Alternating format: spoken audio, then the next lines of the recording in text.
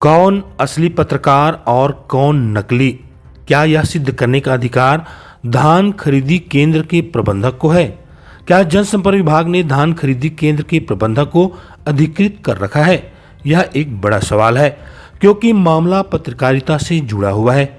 सूरजपुर जिला के जगन्नाथपुर धान खरीदी केंद्र, जहां न्यूज कवरेज करने जा रहे पत्रकारों के साथ वहां का धान खरीदी केंद्र का प्रबंधक न केवल दुर्व्यवहार कर रहा बल्कि पत्रकारों का आईडी जांच कर यह सुनिश्चित भी कर रहा है कि कौन जिला के पत्रकार हैं और कौन काम चलाऊ पत्रकार है। क्या उन्हें इतना बड़ा अधिकार जिला जनसंपर्क विभाग ने दे रखा है? यह एक बड़ा सवाल है।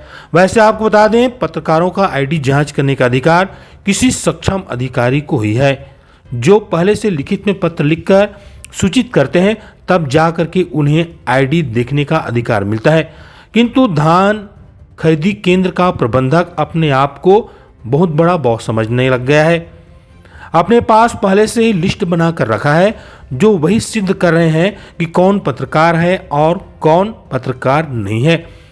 वही यहाँ की व्यवस्था की बात करें तो धान बेचने आने वाले किसानों से ही धान भरे बोरी को ढुलवाया जा रहा है। यहाँ शासन प्रशासन के नियमों का खुलेआम धज्जियां उड़ाई जा रही है। सूरजपुर जिला के विकासखंड प्रतापपुर अंतर्गत आदिम जाति सेवा सहकारी समिति जगन्नाथपुर धान खरीदी केंद्र में भारी अव्यवस्था का आलम है, जहां जिम्मेदार अधिकारी जांच के नाम पर सिर्फ कागजी खानापूर्ति करते हैं। यहां समिति प्रबंधक इतना सख्त कानून लागू कर रखा है कि धान बेचने आने वाले किसान धान बिक्री बाद खुद ही कंधों पर बोरियों को ढोकर छल्ली लगाएंगे। किसानों ने बताया कि हम किसानों से ही धान की बोरी को ऊपर ढुलवाया जा रहा है, चढ़वाया जा रहा है। समिति प्रबंधक का यह व्यवस्था शासन और प्रशासन दोनों को बदनाम करने में लगी है।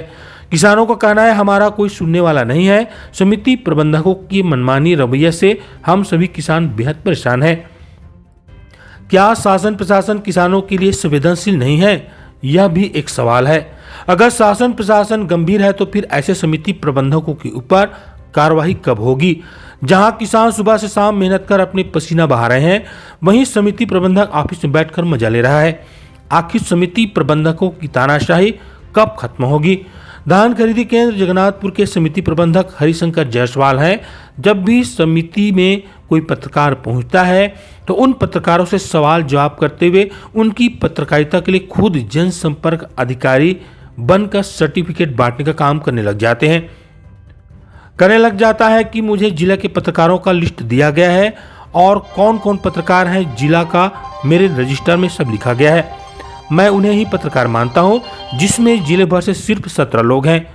उन सभी 17 पत्रकारों का नाम पीआरओ के तर्ज पर मोबाइल नंबर के साथ लिखा गया है।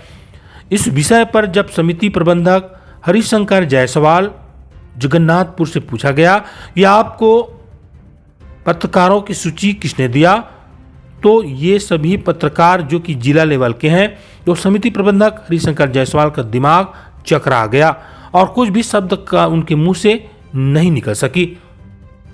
सबसे बड़ा सवाल यह है कि जिला में खुले प्रत्येक धान खरीदी केंद्रों में जांच अधिकारी के तौर पर जिला प्रशासन के द्वारा अधिकारी नियुक्त किया गया है कि सभी समितियों में अधिकारी पहुंचकर जांच पड़ताल करें कि धान बेचने आने वाले किसानों को किसी प्रकार से परेशानी का सामना न करना पड़े और समिति प्रबंधक किसानों से गलत व्यवहार करते हुए नियम विरुद्ध धान की खरीदी न करें। लेकिन क्या ये जांच अधिकारी जिस कार्य के लिए नियुक्त किए गए हैं वो अपना दायित्व सही ढंग से निभा रहे हैं? सही से अगर होता तो फिर समितियों में ऐसी स्थिति कैसे निर्मित होती, या फिर जिला प्रशासन द्वारा नियुक्त अधिकारी जिला के धान खरीदी केंद्रों में जाकर सिर्फ कागजी खानापूर्ति करते हुए भ्रष्टाचार को बढ़ाने का काम कर रहे हैं। अब सवाल यह है कि बीजेपी की सरकार जहां किसानों के हित, हक और अधिकार की बात बड़े बड़े दावों के साथ करती है, तो समिति प्रबंधक जो इस प्रकार से काम कर रहे हैं उनके ऊपर कार्रवाई होगी, नहीं होगी, और होगी तो कब होगी, इसका जवाब शासन प्रशासन दे। आपका नाम क्या है?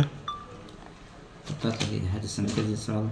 हरिशंकर जायसवाल। ये कौन सा धान मंडी है? किस पद पे हैं आप? खरीदी प्रभारी। आपके द्वारा जो रजिस्टर में दिखाया जा रहा है पत्रकारों का एक सूची, जिसमें लगभग 17 लोग हैं, वो आपको किसने दिया?